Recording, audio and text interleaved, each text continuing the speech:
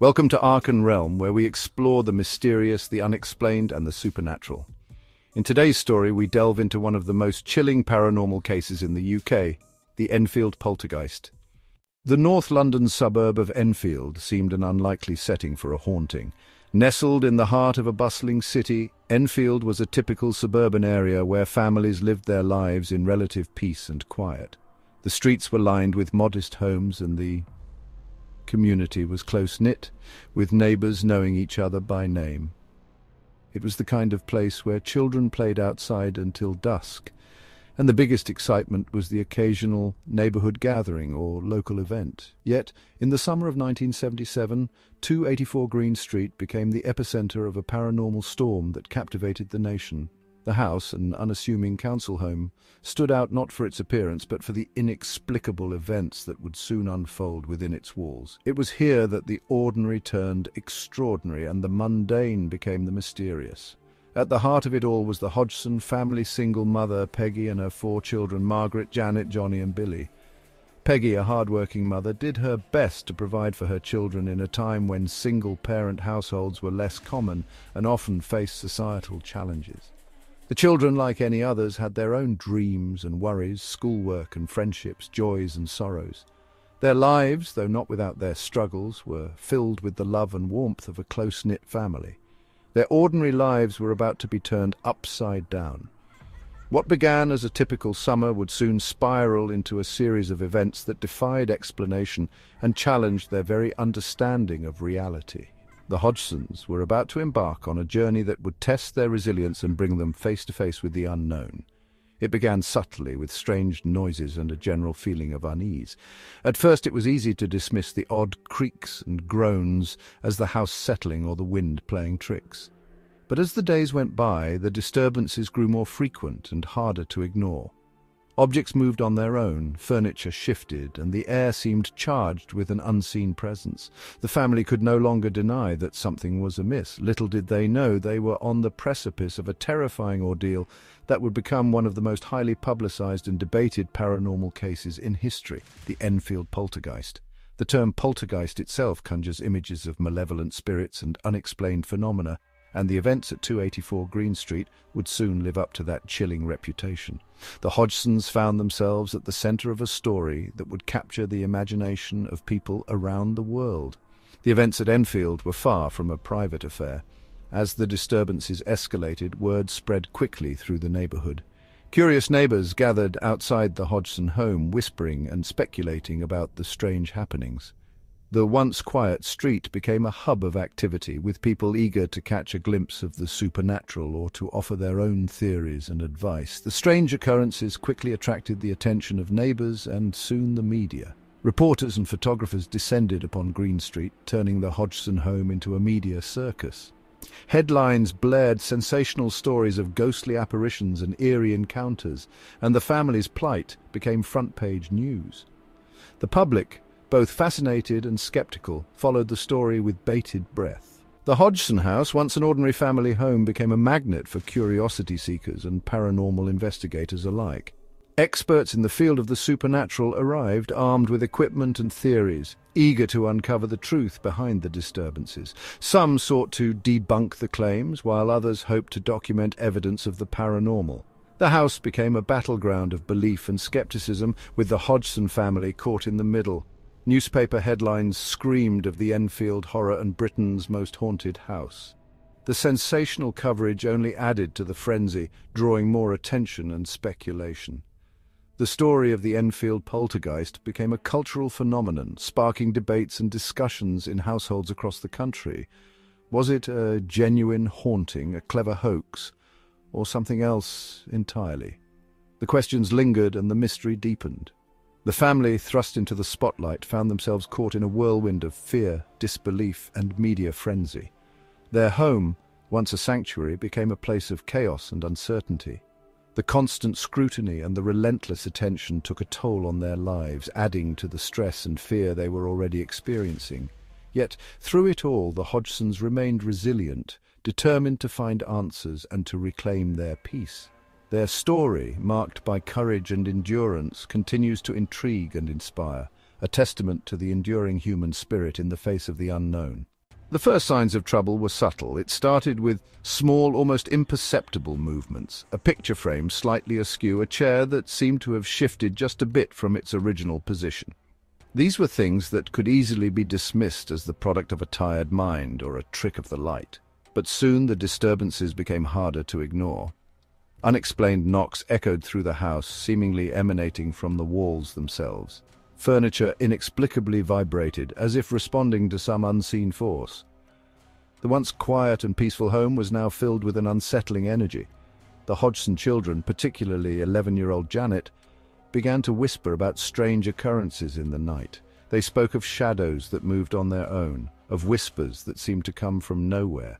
Janet, in particular, felt a presence in her room, something that watched her as she tried to sleep. Whispers soon turned to terrified screams. The children would wake in the middle of the night, their hearts pounding, convinced that something was in the room with them.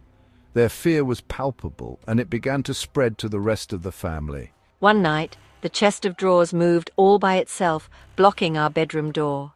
We were so scared.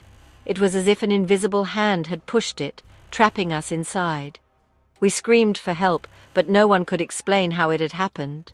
Fear gripped the Hodgson family. They huddled together, seeking comfort in each other's presence, but the sense of dread was overwhelming. Every creak of the floorboards, every gust of wind outside, seemed to carry a sinister undertone. Something was amiss in their home, something unseen and menacing. It was as if the very walls of the house had turned against them, harboring a dark secret that was slowly revealing itself. Word of the strange happenings at 284 Green Street spread quickly. Neighbors began to talk, sharing stories of their own experiences with the supernatural. The once quiet street was now the center of attention, with people coming from all around to catch a glimpse of the haunted house. Neighbors reported hearing strange noises coming from the house. They spoke of disembodied voices, of footsteps that seemed to echo in the dead of night. Some even claimed to have seen figures moving in the windows, shadows that didn't belong to any of the Hodgson family members. Some even claimed to have witnessed objects moving inexplicably within the Hodgsons' home. A teapot that slid across the table on its own, a book that flew off the shelf with no one near it. These were not just the imaginings of a frightened family, but events witnessed by multiple people. We heard those knocks and saw things moving. It was like the house had a life of its own, and it was trying to communicate with us. But what was it trying to say? And why had it chosen the Hodgson family? It was like nothing we'd ever seen before. The events defied explanation, leaving everyone who witnessed them in a state of shock and disbelief. The Hodgson family was at the center of a mystery that seemed to grow more complex with each passing day. The police were called in to investigate, hoping to bring some rational explanation to the bizarre occurrences. They arrived with skepticism, ready to debunk the claims of the frightened family. But even they were baffled by the inexplicable events. The officers witnessed objects moving on their own, heard the eerie knocks, and felt the unsettling presence that seemed to permeate the house. Their reports only added to the growing sense of unease. The Hodgson family, increasingly terrified, felt alone and vulnerable in the face of the unknown force that seemed to have taken hold of their home. They sought help from anyone who would listen, but answers were hard to come by. The disturbances showed no sign of stopping, and the family's ordeal was far from over. Desperate for answers, the Hodgsons turned to paranormal investigators. These experts in the supernatural arrived with their equipment, ready to document and understand the phenomena. They set up cameras, audio recorders, and other devices, hoping to capture evidence of the disturbances.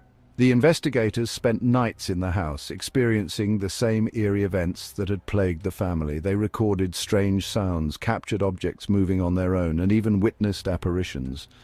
Their findings only confirmed what the Hodgsons already knew. Something unexplainable was happening in their home. With the support of the investigators, the Hodgson family began to feel a glimmer of hope. They were no longer alone in their struggle. The investigators' presence provided some comfort, but the mystery of the disturbances remained unsolved. The story of the haunted house on Green Street soon made headlines. Media outlets picked up the story, and the Hodgson family found themselves at the center of a media frenzy. Reporters camped outside their home, eager for any new developments. The constant attention added to the family's stress, but it also brought more people who wanted to help. Psychics, mediums, and other paranormal enthusiasts offered their services, each with their own theories about what was happening in the house. Amidst the chaos, the Hodgson family tried to maintain some semblance of normalcy. The children continued to go to school, and the parents tried to keep up with their daily routines, but the disturbances were a constant reminder that their lives had been irrevocably changed. Through it all, the family found strength in each other. They supported one another, facing the unknown together. Their bond grew stronger, even as the disturbances continued to test their resolve. The disturbances showed no sign of stopping, and the Hodgson family braced themselves for whatever was to come.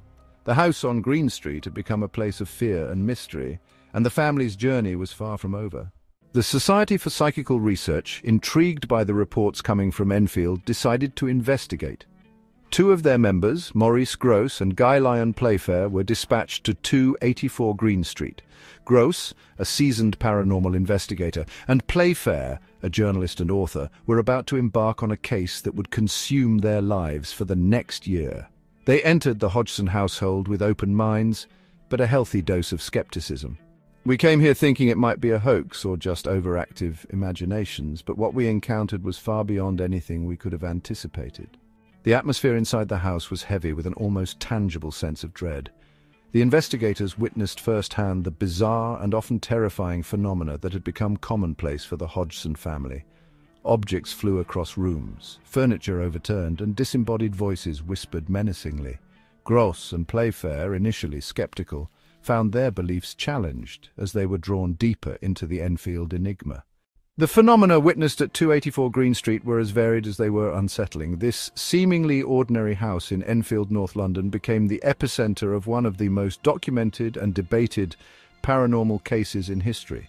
The events that unfolded within its walls defied logical explanation and left both skeptics and believers in awe. Objects moved seemingly of their own volition, often with considerable force.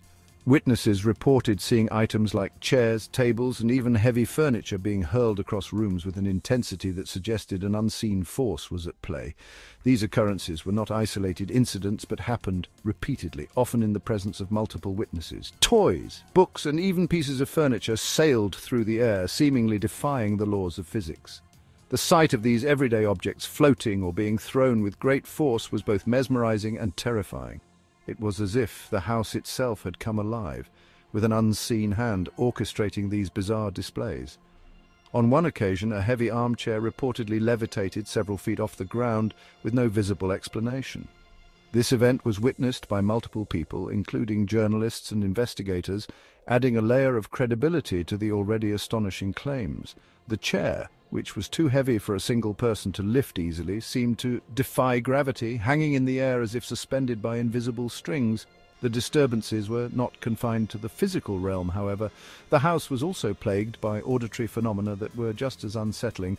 Strange noises, ranging from faint whispers to loud bangs, echoed through the halls at all hours of the day and night.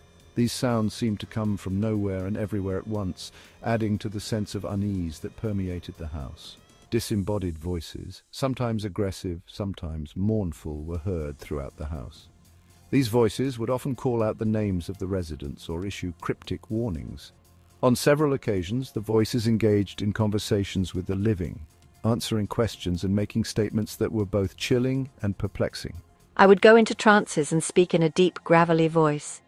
It was as if something had taken over my body, using me as a vessel to communicate. The voice that came out of me was not my own. It was rough, guttural, and filled with a malevolent energy that terrified everyone who heard it. It claimed to be a former occupant of the house. This entity, which identified itself as Bill, said he had died in the house many years ago. His presence was felt strongly, and his voice was unmistakable. He would often recount details of his life and death, providing information that was later verified through historical records. Sometimes I would levitate, and it was terrifying. The sensation of being lifted off the ground by an unseen force was unlike anything I'd ever experienced. It felt as though I was being pulled into another dimension, and the fear was overwhelming. My family would watch in horror as I floated several feet above the floor, unable to do anything to help me. Perhaps the most disturbing aspect of the Enfield case was the effect it had on young Janet Hodgson. This 11-year-old girl became the focal point of the paranormal activity, and the toll it took on her was immense. She was subjected to experiences that no child should ever have to endure, and the psychological impact was profound. The 11-year-old girl seemed to be at the epicenter of the paranormal activity. Her presence seemed to trigger the disturbances, and she was often the target of the most intense phenomena. The stress and fear she experienced were evident in her demeanor, and her once cheerful personality became overshadowed by anxiety and dread. She would lapse into trances, speaking in a deep, gravelly voice that claimed to be that of a deceased former occupant of the house. These trances were unpredictable and could last for several minutes, during which Janet seemed to be in a state of complete possession. Her eyes would glaze over and her voice would change dramatically, leaving no doubt that something otherworldly was at play. Janet levitated, sometimes several feet in the air, her terrified screams echoing throughout the house. These levitations were witnessed by multiple people, including family members, neighbors, and investigators. The sight of a young girl floating in mid-air, her face contorted in fear, was one of the most compelling pieces of evidence in the Enfield case. The events at Enfield, it seemed, centered around this frightened young girl. Her experiences became the cornerstone of the investigation, and her story captivated the world. The Enfield case remains one of the most well-documented and controversial paranormal cases in history, and the impact it had on Janet Hodgson and her family is still felt to this day.